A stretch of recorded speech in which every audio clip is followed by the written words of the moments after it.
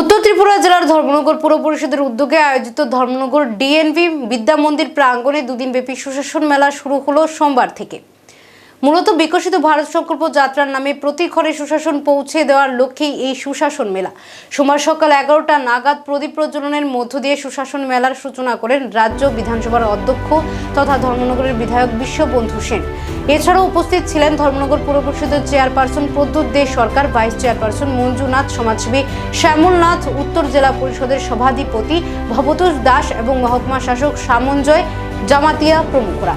দুদিনব্যাপী এই সুশাসন মেলায় সাধারণ মানুষের গুরুত্বপূর্ণ নথি হাতে নাতে পৌঁছে দেওয়ার জন্য মুখ্যমন্ত্রীর নির্দেশে প্রতিটা জেলায় জেলায় এই মেলার আয়োজন করা হয়েছে। গুরুত্বপূর্ণ এই নথিপত্র তৈরি করতে রাজ্য সরকার বিভিন্ন দপ্তরের কর্মী এবং আধিকারিকেরা বিভিন্ন স্টলের মাধ্যমে সেখানে উপস্থিত ছিলেন। ধর্মনগর মহকুমার প্রতিটি সরকারি দপ্তরের আধিকারিকের তত্ত্বাবধানে এই সুশাসন মেলা প্রতিটা গ্রাম পঞ্চায়েত এবং নগর পঞ্চায়েত এলাকায় অনুষ্ঠিত হচ্ছে।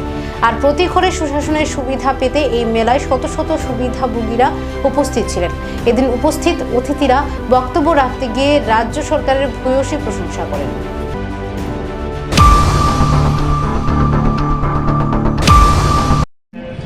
মহকুমা প্রশাসক মিস্টার জামাতিয়া সাহেব এবং এডিশনাল সিইও মিস্টার বিশ্বাস সাহেব উপস্থিত আছেন। আমাদের উত্তর ত্রিপুরা জেলার জেলা সভাধিপতি শ্রদ্ধেয় শ্রী ভবতোষ দাস মহোদয় উপস্থিত আছেন। আমাদের পৌরসভার মোস্ট ডাইনামিক চেয়ারপারসন, একদম এমিনেন্ট চেয়ারপারসন, সাকসেসফুল চেয়ারপারসন।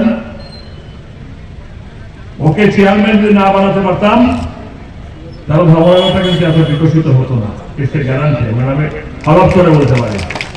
আমি সে প্রসঙ্গে পরে আসছি।